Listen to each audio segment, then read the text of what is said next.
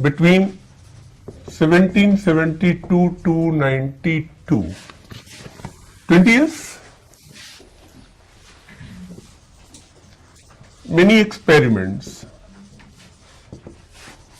were made. You remember quinquennial system? You remember yearly bidding system? That is what I meant. Many experiments were made, but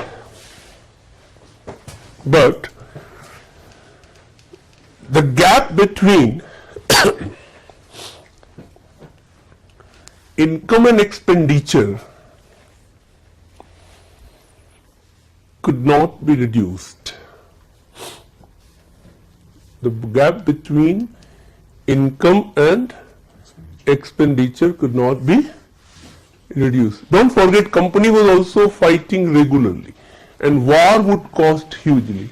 So company was in great financial mess also, and for them the largest source of income was revenue from agriculture, or what is called lagan in many parts of India. They did not have any knowledge how to collect, when to collect, from whom to collect, how much to collect. So they were experimenting but not resolving this issue. I hope you understood this.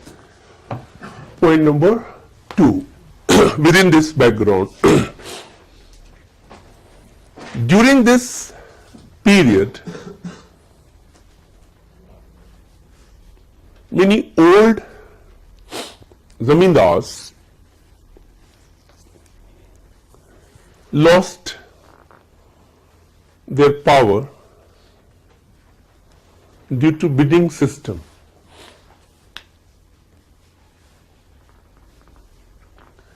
And also caused hardship to the peasant.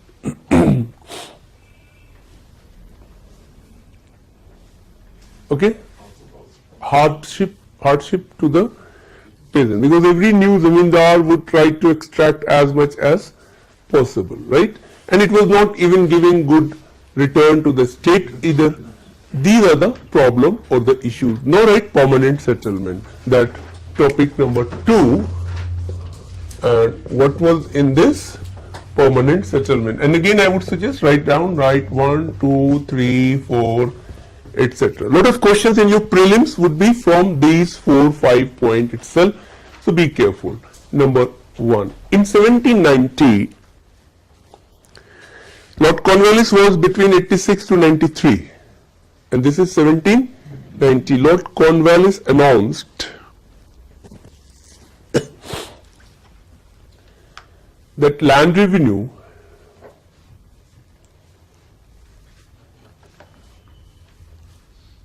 would be collected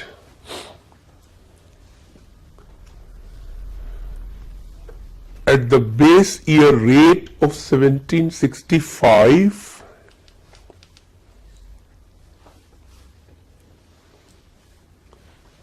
and it would continue for the next 10 years. It would continue for the next 10 years.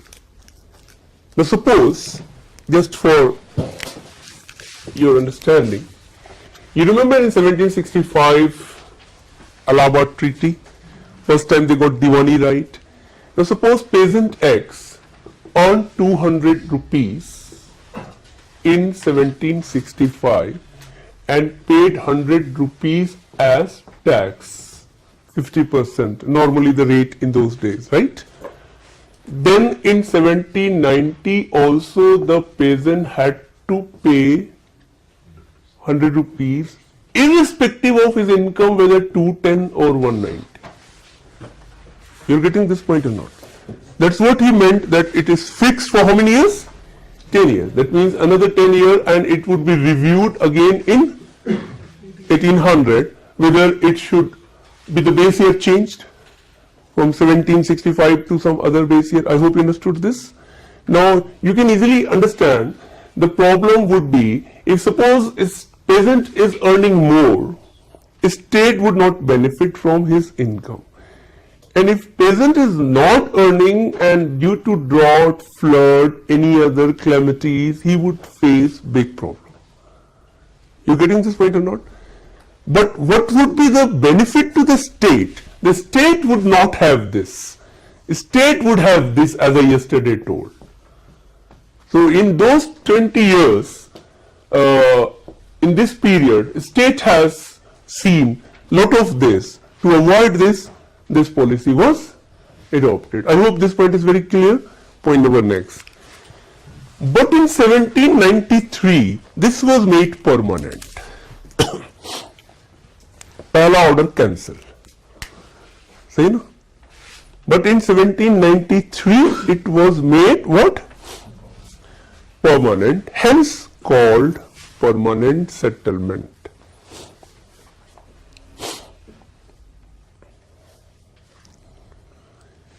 Also known as Istamrari Bandobast.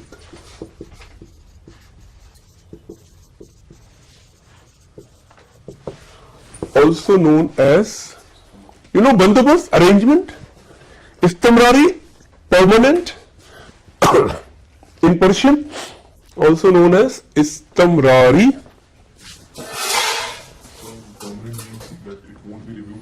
Yeah, yes, that 10-year clause is no more valid. Now it would remain until 1947 it remained same. That means the peasant had to pay 100 rupees itself. I hope you understood this. Point number next. Out of the collected revenue,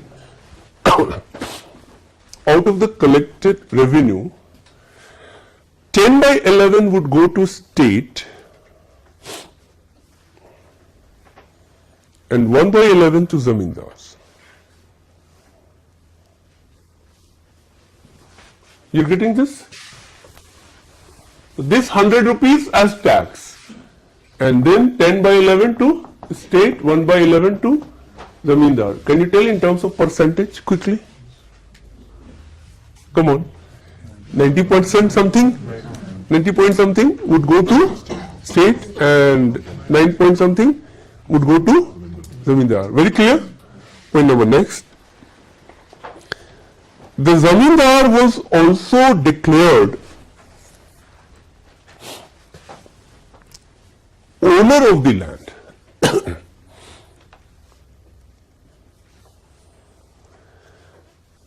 Which was a complete shift from Mughal period.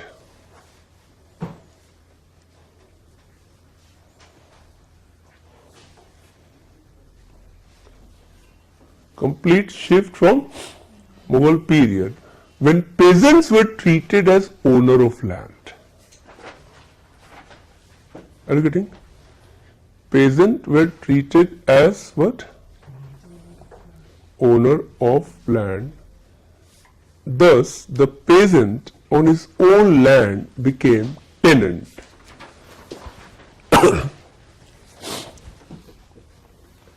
Thus, peasant on his own land became what? Tenant. Now here you have to be careful. In entire history of India, who is the real owner of a piece of land is very subjective issue. You're getting my point? Because most historians believe ownership is never absolute, even today. For instance, you have a house, you have a land, you have a factory. Government can take it for any public projects, rail, metros, roads. तो देखा होगा मकान टूटते रहते हैं. ऐसा नहीं कि वो इलीगल है. इलीगल तो वैसे ही कभी ना कभी टूटना है.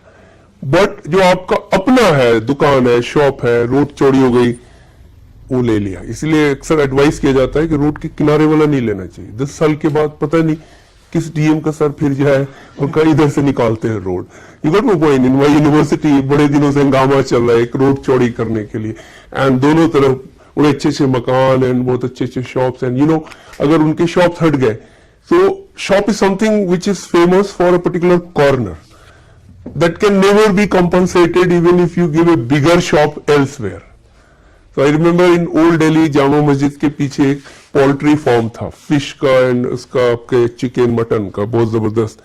And it took 20+ years to shift outskirt of Delhi because they went to court, they brought all MPs and MLAs, and then finally Supreme Court intervened, and when Supreme Court ka danda pada, tab then government took action and cleared all those. So it became so sensitive because these butchers were claiming that is 35 kilometers away from the area, transportation to and fro, and more importantly, suppose they wanted to bring at 8 o'clock, it was not possible for them now. So this is what I said, that absolute ownership. So in the British time, many such medieval practice was changed. Abu Fazl gave very interesting information to historians that during Akbar's time, the state always treated land as owned by peasant, and the state would not interfere as long as they were paying taxes honestly to the state. And sometime, out of punishment, some land was seized, because some rowdy rathor kisan bhi hota hai, usko lagta hum Thakur hai to hum kyun denge zameen ka tax. So for such kind of people, land was seized. But after 2 years, 3 years, when he paid the tax, his land was returned. These are the evidences given in Akbarnama. So our historians, when they compare Mughal with the British, they find that in Mughal period, state always treated peasant as owner. What big change British brought, that they first made in certain area, like in eastern India, zamindar as owner, and reducing the peasant, as I just told you, what? Tenant. That means the tenant would first pay to zamindar and zamindar would pay to state. So actually what Kisan is paying, that 100 rupees is not tax, but it is rent. You're getting my point or not? So he is tenant on his own land, and what he is paying, that 90 rupees is tax. Hope you're getting now. In some other parts, like in Madras and Bombay region, peasant paid directly to the state, that is called tax. Whereas in eastern sector, the peasant did not pay directly, so it would not be correct to call it tax, but it is what? Rent. अब ये सब technical differences है जो prelims में जब आता है तो क्लीन बोल्ड हो जाता है स्टूडेंट, क्योंकि ये कॉन्सेप्ट क्लियर नहीं था कि कैसे मुगल से ब्रिटिश ने चेंज कर दिया. But there is again very interesting point, and write it down. Next point. In 1794, through another law, and this time Governor General was different, but the issue is same, so I have to write here. Through another law, popularly known as Sunset Law,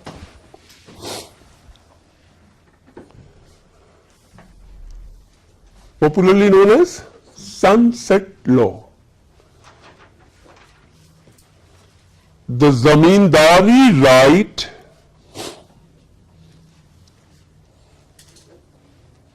could be taken away if a zamindar failed to deposit tax on time.